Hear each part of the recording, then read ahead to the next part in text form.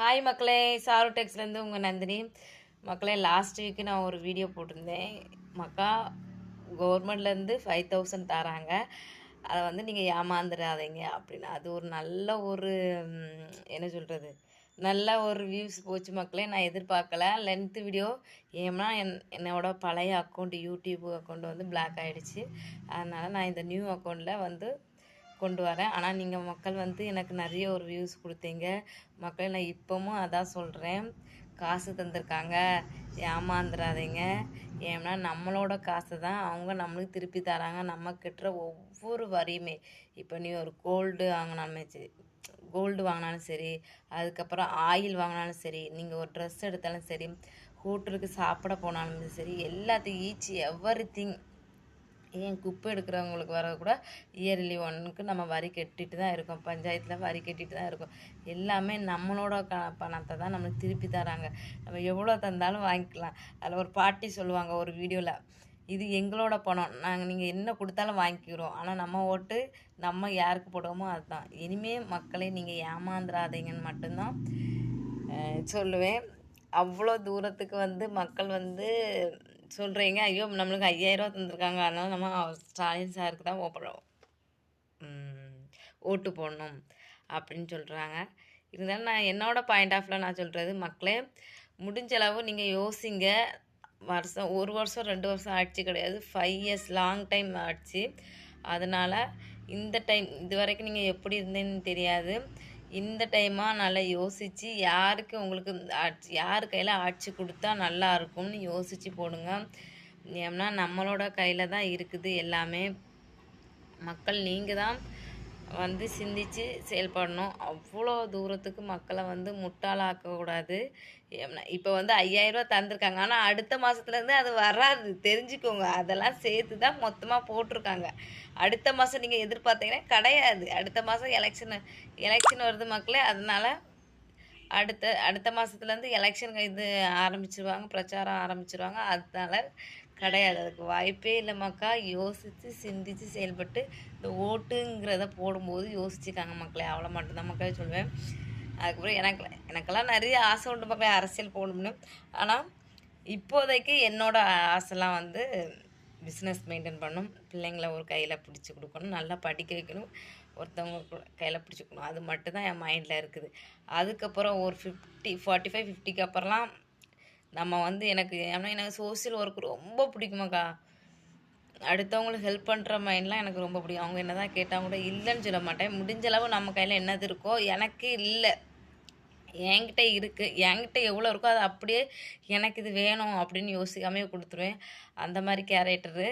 ஏன்னா எனக்கு ரொம்ப பிடிக்கும், சோசியல் சர்வீஸ் ரொம்ப பிடிக்கும். அதுமாதிரி மக்களோட வேஆப்லேருந்து பார்க்குறது எனக்கு ரொம்ப பிடிக்கும். மக்கள்கிட்ட பழகிற விதம் ரொம்ப பிடிக்கும். மனுஷனை எனக்கு ரொம்ப பிடிக்கும். ஏன்னா ஒவ்வொரு மனுஷன் ஒவ்வொரு கேரக்டர், அதில் யார் நல்லவன் யார் கெட்டவன், ஏன்னா ஒவ்வொரு கேரக்டரும் அனலைஸ் பண்ணி பார்க்கும்போது ஒவ்வொருட படைப்பு வித்தியாசமாக இருக்கும். மனுஷனே வித்தியாசமாக தான் படைச்சிருப்பாங்க, டிஃப்ரெண்ட்டாக தான் இருக்கும். ஏன்னா நம்ம இருக்க மாதிரி அடுத்தவங்க இருக்கும்னு நம்ம எக்ஸ்பெக்ட் பண்ணவே கூடாது. அவங்க கேரக்டர் வேறையாக இருக்கும், நம்ம கேரக்டர் வேறையாக இருக்கும். அதுதான் மக்களே நான் சொல்வேன். சூப்பராக வந்து லைஃப் போகும்போது, லைஃப்பில் வந்து நம்ம மனுஷனாக பிறந்தது வந்து கஷ்டம் நஷ்டம் வரும், அதெல்லாம் சமாளிச்சுட்டு போகணும். அது கஷ்டம் மட்டும் இருக்காது, லைஃப்பில் சந்தோஷமும் வரும், அதையும் என்ஜாய் பண்ணிட்டு போகணும்.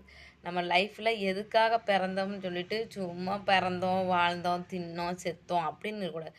நம்ம பிறந்தோம், ஒன்று சாதிச்சே நம்ம முன்னாடி இருந்தால் அட்லீஸ்ட் நம்ம பரம்பரைக்கு மட்டும் தெரியக்கூடாது, கொஞ்சம் 4 பேருக்கும் நம்ம மூஞ்சி தெரியணும். அப்போ தான் மக்கள் வந்து இவங்களா நந்தினி மேடம்மா, நந்தினிங்க அவங்களா அப்படின்னு ஒரு பேர் இருக்கணும். அவங்க இதுக்கு வந்திருக்காங்க. இப்போ நம்ம வந்து என்ன சொல்கிறது, நிறைய தலைவர்களுக்கு பேர், ஆனால் அவங்களுக்குன்னு ஒரு பேட் பிஹேவியரும் உண்டு. ஏன்னா நம்ம இப்போ வந்து ட்ரம்ப்ஸ் எடுத்துக்காங்க, நான்லாம் வந்து ஒவ்வொரு இன்டெலிஜென்ட்டாக இருக்காரா அப்படின்னு யோசிப்பேன். ஆனால் அவரோட இப்போ ரீசெண்டாக வந்த வீடியோலாம் பார்க்கும்போது பயங்கர அப்செட்டை விட என்ன இப்படி இருக்காங்க அப்படின்னு சொல்லிட்டு, நல்லதுக்குள்ளாடியும் ஒரு கெட்டது ஒளிஞ்சிருக்கும். அப்படின்னு இருக்குது லைஃபு. ஆனால் முடிஞ்சளவு நம்ம அப்படி இருக்கக்கூடாது. நம்ம அந்த பூமியில் எதுக்காக பிறந்தோம்னு நீங்கள் யோசித்து செயல்படுங்க மக்களே. நம்ம வந்து பிறந்தோம், தின்னோம், செத்தோம் அப்படின்னு இருக்கக்கூடாது. நம்ம முடிஞ்ச அளவுக்கு நம்மளால் 4 பேர் நல்லா இருக்கணும். நம்மளை 4 பேர் வந்து ஹெல்ப் பண்ணணும், 4 பேருக்கு உதவணும். அதேமாரி நம்மளுக்கு வச்சுக்கிட்டு 4 பேருக்கு உதவணும் இல்லை, நம்மளுக்கு போதும்னு என்றைக்கு நீங்கள் நினைக்கிறீங்களோ அப்போ தான் 4 பேருக்கு உதவக்கூடிய மனப்பான்மை வரும். என்றைக்குமே நான் ஒரு கட்டத்தில் இவ்வளோ நான் வந்து சம்பாதிச்சிருக்கேன், நான் போதும், அந்த கட்டம் மட்டும் போதும் மக்களே. அதுதான் நானே என் ஹஸ்பண்ட்டே நான் அதான் சொல்லுவேன், மக்களே என்றைக்குமே போதும், இது யோசித்தோம்னா போதும் மக்களே, இதை விட வேண்டாம் அப்படின்னு நான் யோசித்தேன். இப்போ எனக்கு வந்து பிஸ்னஸில் சம்டைம்ஸ் வந்து சேல்ஸ் ஆகாது, சம்டைம்ஸ் சேல்ஸ் ஆகும், சம்டைம்ஸ் ஒரு நாளைக்கு 100 போனாலும் இருக்குது. அப்போது நான் இது கடவுள் தந்திருக்காரா, இது எனக்கு போதும், இன்றைக்கி எனக்கு இது போதும், கடவுளோட அவரவருக்கு என்னென்ன படி அளந்திருக்காரோ அந்த படி கிடைக்கும். அந்த போதும் மனப்பான்மை என்னைக்கு நம்மக்கிட்ட வருதோ அப்போ நம்ம லைஃப் சூப்பராக மாறும் மக்களே. ஏன்னா மனுஷன் எவ்வளோ சம்பாதிச்சாலும் மனுஷனுக்கு ஆசை அடங்கவே செய்யாது. போதும் மனப்பான்மை அடைகிறவன் தான் முத்தி அடைவான்னு நான் ஒரு புக்கில் படிச்சிருக்கேன். அதனால நீங்கள் முடிஞ்சளவு போதும் மனப்பான்மையோடு இருங்க.